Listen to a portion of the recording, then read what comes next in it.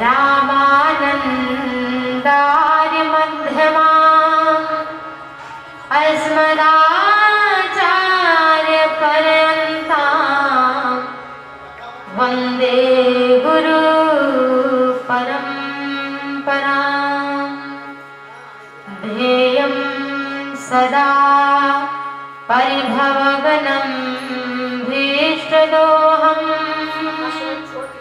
तीर्थास्पदं शिवविरिञ्च नुतं शरण्यं भृत्यातिहं प्रणतपालभवाब्धिपूतं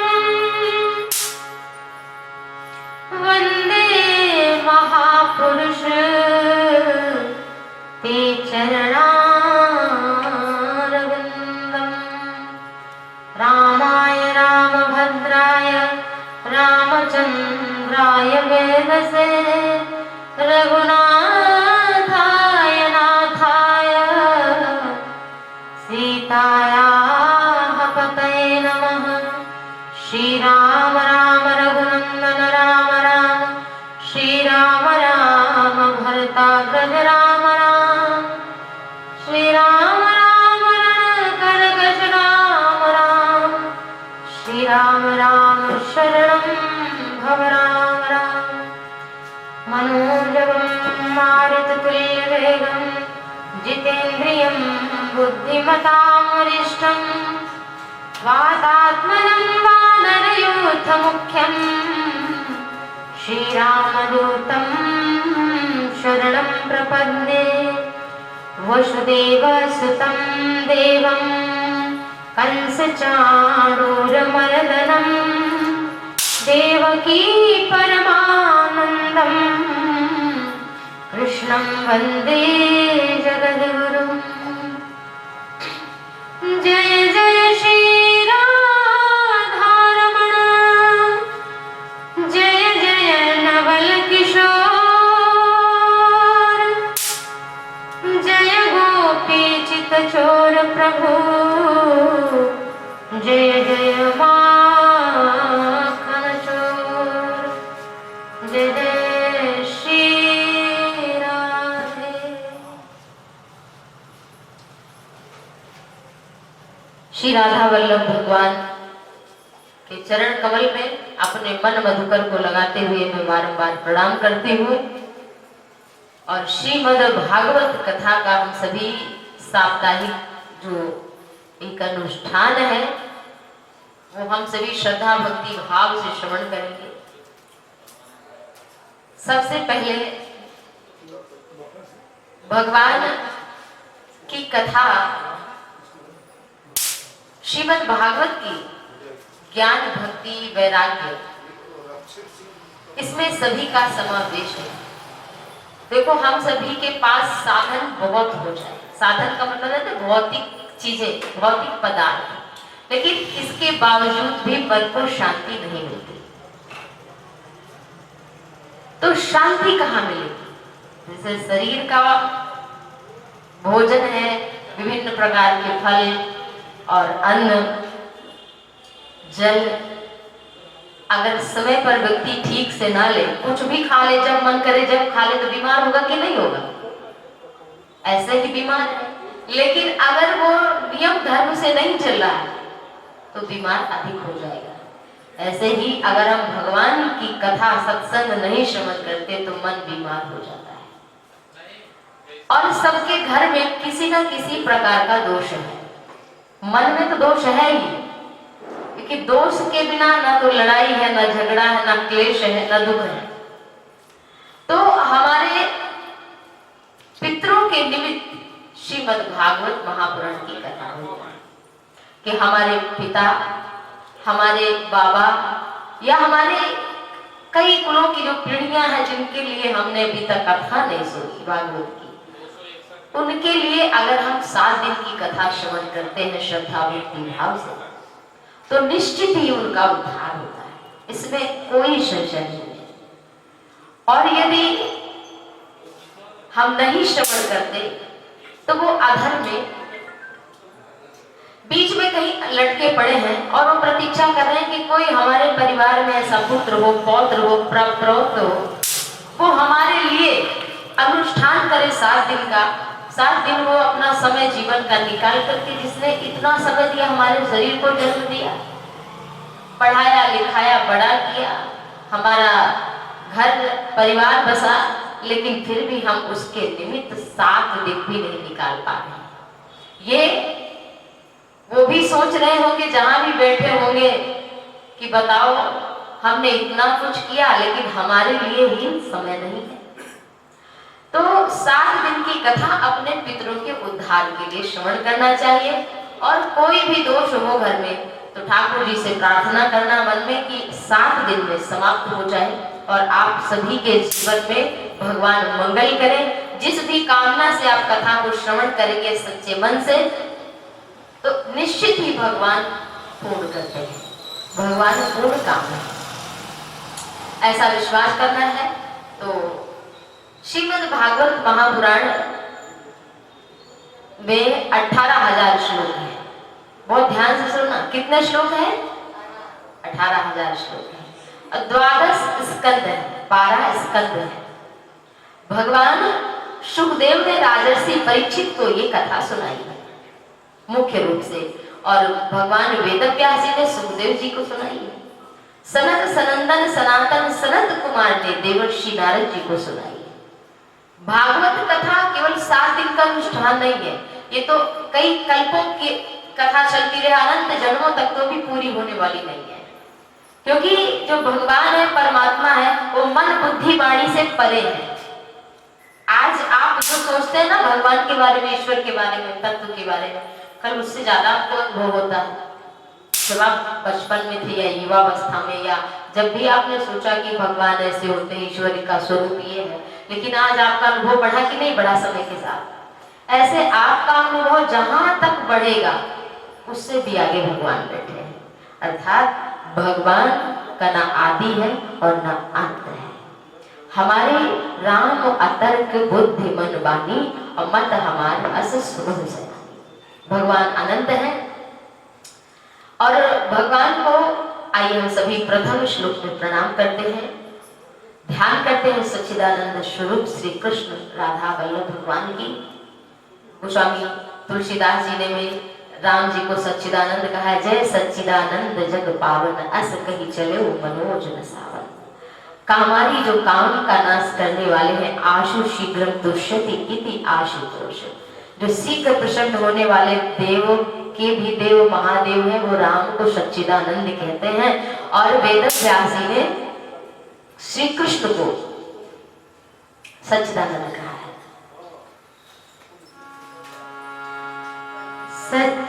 सच्चिदानंद रूपाय विश्वोत्पत्त्यादि हेतवे तापत्रय विनाशाय श्री कृष्णाय वयं नुमः। भगवान को क्या कहा? सच्चिदानंद कहा। सत माने क्या है? वो ध्यान से कथा सुनेंगे तभी।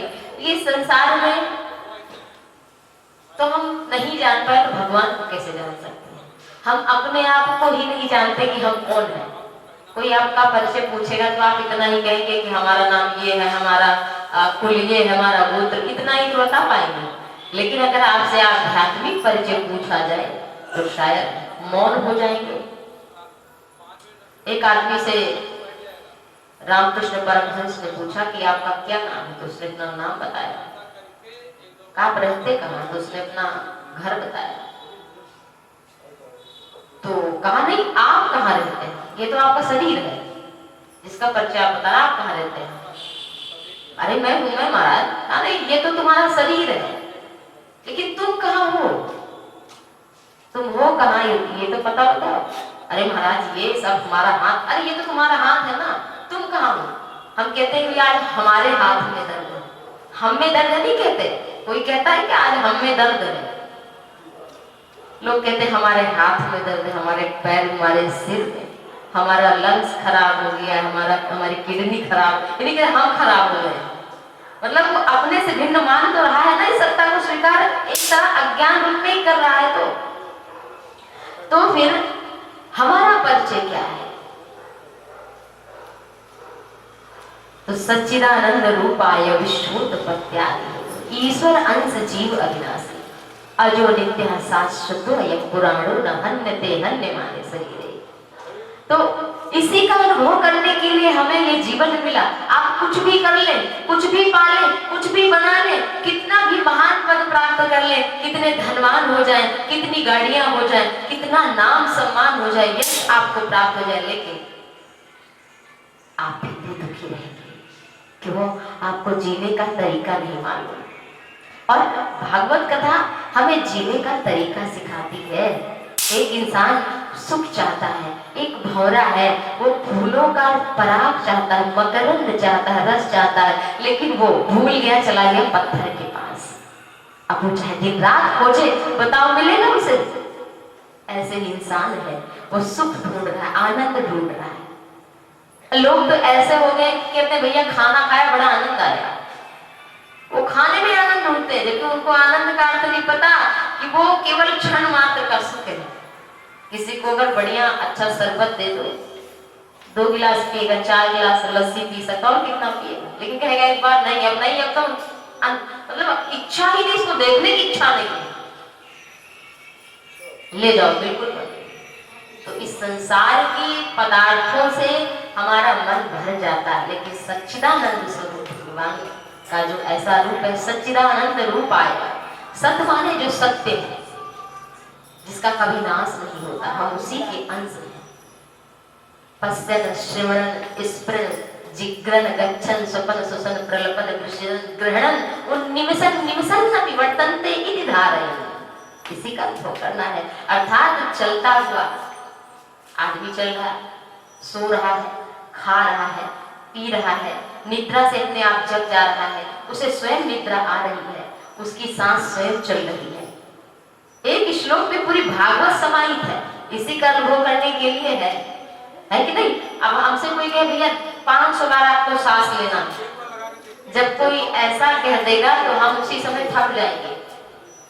500 बार सांस लेना है, सांस तो ले रहे हैं, लेकिन जब सहज चल रही है तब तो हमें कोई परेशानी नहीं हो रही सांस लेने में। लेकिन अगर कोई कह दे आपको 500 बार सांस लेना और छोड़ना है, जब आप स्वयं वो चीज करने लगेंगे, थक जाएंगे कि नहीं? थक जाएंगे।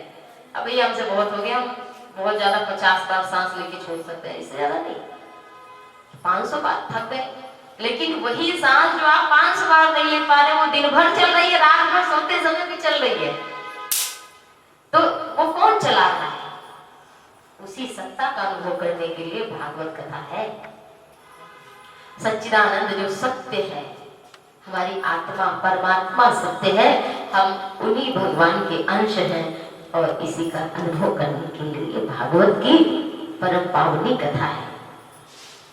भगवान वेदव्यास सुखदेव जी कहते हैं कि सच्चिदानंद सत्य माने जो सत्य है, त्रिकाल सत्य है।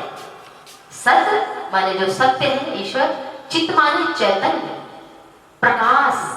प्रकाश जानते हैं, जैसे भागवत जी पे यहाँ पे ये साधारण सा प्रकाश इतना सा दिख रहा है, लेकिन जगत प्रकाश प्रकाशक रामो मायाधीश ज्ञान गुण धाम। सबकर परम प्रकाशक सोई राम अनादि अवधपति सोई।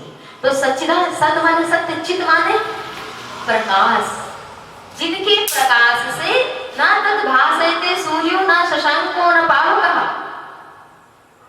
जिनके प्रकाश से सूर्य प्रकाशित हो रहा है और जिनके प्रकाश से चंद्रमा प्रकाशित हो रहा है, जिनके प्रकाश से हम सबके भीतर आत्मा है, तो हम सब प्रकाशित है, बैठे हैं, बोल रहे हैं, सुन रहे हैं, खा रहे हैं, पी रहे हैं, लेकिन जिस क्षण वो प्रकाश, वो तेज पुंज जो हमारी आत्मा है, जिस क्षण शरीर से आती है, उसी क्षण ये बेकार बिल्कुल हो जाता है, मिट्टी हो जाता है। वो ईश्वर है, सच्चिदानंद स्वरूप। राम कृष्ण कौन है? हरि कौन है?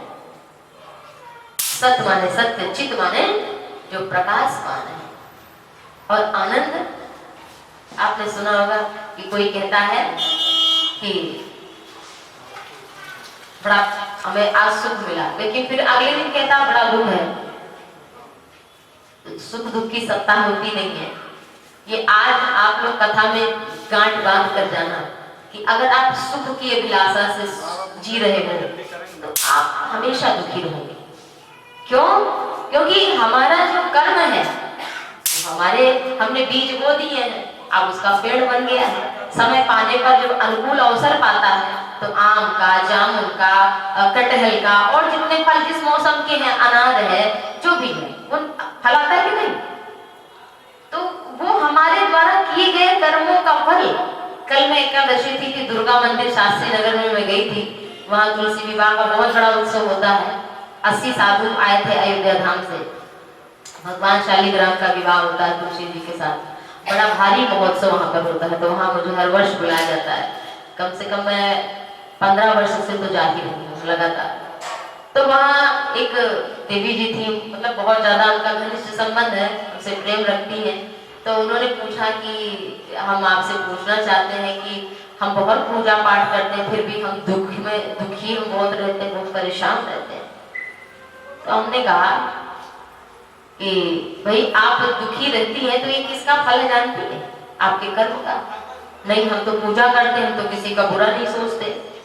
हमने कहा ये आप कह रही हैं, लेकिन ऐसा ये सब पे नहीं बोल रही है। ये आप खुद से पूछो कि आप ये कितना सही कह रही हैं। दिन भर में 2-4 निंदा जब तक न कर ले पानी नहीं पसता है कि नहीं?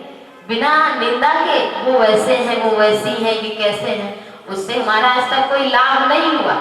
लेकिन हम बिना निंदा के रह ही नहीं सकते।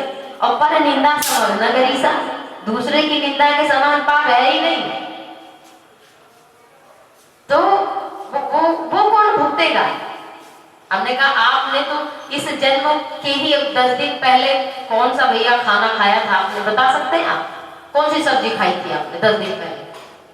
कोई किसी से पूछ ले कि 10 दिन पहले आपने कौन सी दाल खाई थी शाम को। इतनी तुम्हारी बुद्धि कमजोर है। तो हमसे कितने छोटे छोटे पाप कर्म बन रहे हैं वो नहीं जानते। तो अवश्य एव भोक्तव्यम कृतम शुभाशुभम।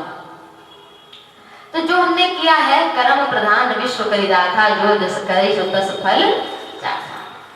तो आनंद जो सुख है उसका उल्टा दुख है, जो लाभ है उसका उल्टा हानि है। हमेशा आप लाभ के चक्कर में काम कर रहे हैं, व्यापार तो असंभव है कि हमेशा लाभ हो, हानि भी होगी। दुख है तो सुख भी होगा। जन्म मिला है तो हमारा शरीर नष्ट भी होगा, इसको पहले से मानकर चलो। निरोगी शरीर है तो कल रोग भी आने वाला है। आज किसी से सांसारिक प्रेम है तो कल नष्ट भी हो सकता है। तो ये चीजें सदैव रहने वाली नहीं। इसके चक्कर में मत रहना कि हमेशा आपको अनुकूलता मिलेगी। हाँ, मिल सकती है अनुकूलता। कहाँ पर? आपका यदि विवेक जागृत हो जाए, यदि आपका विवेक, आपकी बुद्धि जागृत हो जाए। और ये जागृत कहाँ होगी? गोस्वामी तुलसीदास जी ने कहा है,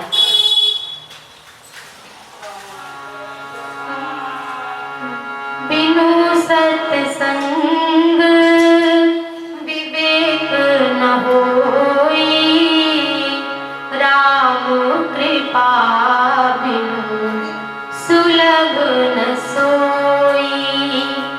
सत्संगत मुद मंगल मूला, सत्संगत मुद मंगल मूला।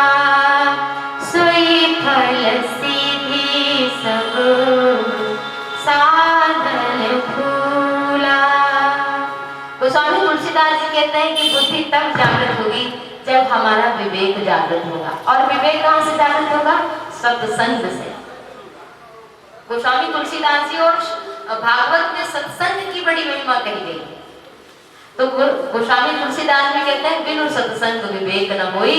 लेकिन ये सत्संग मिलेगा कहाँ से? देखो, जागृत होगा तो सत्संग से, लेकिन सत्संग मिलेगा कब? राम कृपा सुलभ न सोई।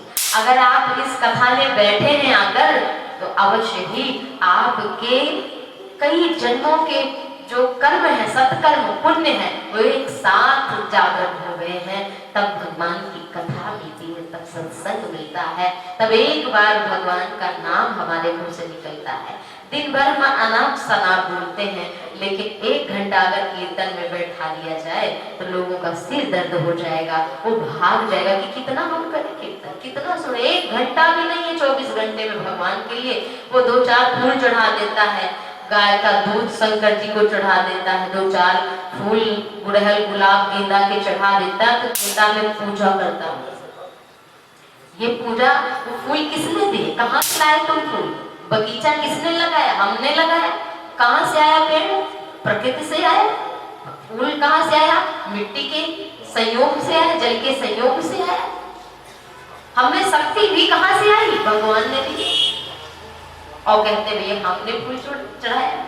लोग तो चुरा चुरा के चढ़ाते हैं, किसी के घर में देख ले लगाए फूल तो अंधेरे रहते हैं कि भगवान को चढ़ाना, तो ले आते हैं और देखते दादा कि देख न ले होते। तो ऐसी व्यवस्था से फूल भी चढ़ाते हैं, तो जो हम चढ़ाते भी उन फल किसको मिलता है? जिसने लगाया है, सींचा है पेड़, उसको फल आधा तो मिल ही जाता है, और चोरी का फल हमें अलग मिलता है। तो भाव के भूखे हैं भगवान, भाव का भूखा हूं मैं, बस भाव ही सार है, और भाव से मुझको भजे तो भाव से मेरा पार। तो हम जो कुछ वस्तुएं हैं भगवान को समर्पित करते हैं, लेकिन समर्पित तो करना चाहिए। तो भगवान का नाम सच्चिदानंद है। रामकृष्ण को पहले श्लोक में प्रणाम नहीं किया, भागवत में कोई नाम लिया ही नहीं। सच्चिदानंद रूपाय विश्वोत्पत्त्यादि हेतवे, जो विश्व की पूरी सृष्टि की, भारत की नहीं बात हो रही है, विश्वोत्पत्त्यादि हेतवे, जो विश्व की उत्पत्ति का कारण है, पालन और संहार भी जो करते हैं, उनका नाम सच्चिदानंद है। और वो करते क्या है? तो सृष्टि को उत्पन्न करते हैं, पालन करते हैं और संहार कर देते हैं, समाप्त कर देते हैं। और काम क्या करते हैं? तापत्रय विनाशाय, दैहिक दैविक भौतिक तापा, राम राज नहीं काहू भी व्यापा। तो ये 3 प्रकार के ताप हैं। शरीर से कोई ना कोई परेशानी लगी रहती है, दैहिक दैविक कोई ग्रह हमारे प्रतिकूल हो जाते हैं तो अचानक चीजें खराब हो जाती हैं, भौतिक संसाधन भी बिगड़ जाते हैं, तो उनकी कृपा से यदि हम सच्चे मन से भजन करें, उनके हो जाए, तो निश्चित ये तीनों ताप भी समाप्त हो जाते हैं। लेकिन ये कौन समझ सकता है? साधारण व्यक्ति ये समझ नहीं पाएगा कि ऐसा सत्य होता भी है। वो तो इतनी कामना लेकर बैठा है कि भगवान से वो छींक भी आती है ना, भगवान छींक सही कर दो, हमारे बुखार आ गया सही कर दो, बेटा पढ़ गया, बेटी अच्छी हो जाए, अच्छे घर में शादी में, कितनी मांगेंगे आप? तो बनिया हम लोग हैं कि भैया पैसा देंगे, सामान दो, पूजा करा तो उसके फल बदले में कुछ मांग ही लेते हैं। कभी तो भगवान को धन्यवाद बोलना पूजा के समय। एक नियम बना लो, जो कुछ आपको दिया ईश्वर ने। एक व्यक्ति है, अगर आप हर दिन उससे मांगोगे तो उसको कैसा लगेगा? वो आपसे उठ जाएगा कि नहीं उठ जाएगा? और वो रोज रोज आपको देता हो, फिर भी आप उससे मांगो तो क्या सोचेगा? तो जो दिया उसमें संतोष करना पहले सीखो। बिन संतोष न काम न साही, और काम अछत सुख सपने बनाए। तो सबसे पहले तो पूजा करो। तो जो कुछ आपके पास है, घर है, मकान है, दुकान है, पैसा है, बेटा है, पत्नी है, माँ बाप है, जो कुछ भी है, धन धान्य दैहिक दैविक सब कुछ, वो स्मरण करो और भगवान को चरणों में समर्पित करो। ठाकुर मेरी औकात नहीं, उससे ज्यादा आपने मुझे दिया, मैं तो इतना सत्कर्म करता नहीं हूँ जितना चाहिए। ऐसे तो आदमी जाएगा शादी में, विवाह में, कितना खर्च करेगा, लेकिन जहाँ सत्संग होगा, कथा होगी, अरे ये तो मांगने वाले हैं। अरे जो केवल भगवान पर निर्भर है। लोग पूजा की दुकान पर भी जाते हैं, पूजा करवाना होता है तो कहते हैं दुकानदार से, तो भैया पूजा में कपड़ा चढ़ाना दे दो, और दुकानदार भी समझ जाता है, वैसे कपड़ा भी निकाल कर दे देता है 15 रुपया मीटर का, जो किसी काम का ना है। तो कहीं तो भगवान कैसे कृपा करेंगे? हमारे पास होकर के भी जीवन में दुख कब आता है? जब दशांश भी हम दान नहीं करते। दशांश का मतलब 100 रुपया कमाया तो 10 वो पशु का, पक्षी का, संत का, महात्मा का, भगवान का, गाय का, अनाथ बालक का और संसार में सबका हमारे पास है। हम अकेले जो कमा रहे हैं, अगर आप अकेले अपना समझ रहे हैं तो ये समझ लीजिए कि आपके जीवन में दुख आता रहेगा। उसका दशांश तो आपको खर्च करना पड़ेगा, नहीं तो जाएगा कहाँ? मुकदमा में, बीमारी में, लड़ाई में, कहीं ना कहीं से वो खो गया या कोई सामान ले नुकसान हो गया, टूट गया, फूट गया, वो आप सहन करेंगे, लेकिन उसका कोई फल नहीं बनेगा। लेकिन अगर आप भगवान के प्रति, आप किसी सत्कर्म के प्रति आप समर्पित कर देंगे तो उसका अनंत गुना फल आपको प्राप्त होगा। ऐसे भागवत में कथा आती है कि द्रौपदी ने तो भगवान की उंगली पर केवल एक पट्टी ही तो बांधी थी। सुदर्शन चक्र भगवान ने लीला किया, शिशुपाल का वध किया, तो भगवान की उंगली में जरा सी वो खरोच से लग गई। भगवान को कहा खरोच, तो सच्चिदानंद में है, उनका हड्डी मांस का शरीर नहीं, लेकिन लीला करी उन्होंने तुरंत निकल आया।